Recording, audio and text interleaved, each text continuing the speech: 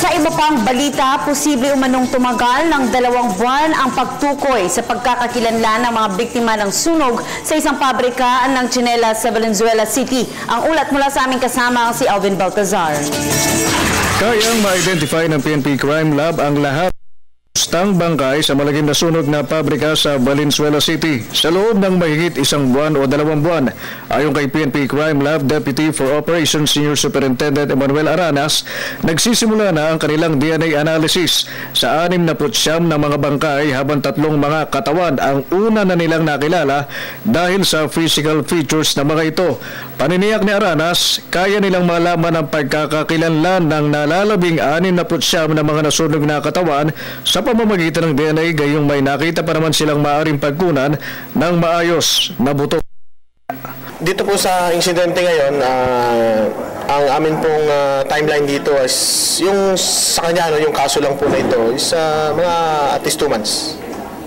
Then yung 3 months po kasi, sinabi na rin namin yan before kasi yun pong unpredictability ng pagdating ng pamilya. 5 stages naman ang dadaanan ng isang bangkay na sasailalim sa DNA testing. Sinabi ni PNP Crime Lab DNA Chief, Police Chief Inspector Lorna Santos na maaaring tumagal depende sa nature ng specimen ang resulta ng isang DNA test.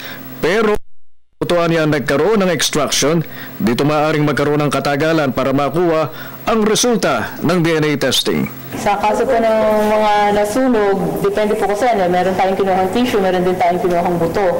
Pagka po kasi sa bones, medyo matagal po yung process dahil yan ay series of, depende po yan.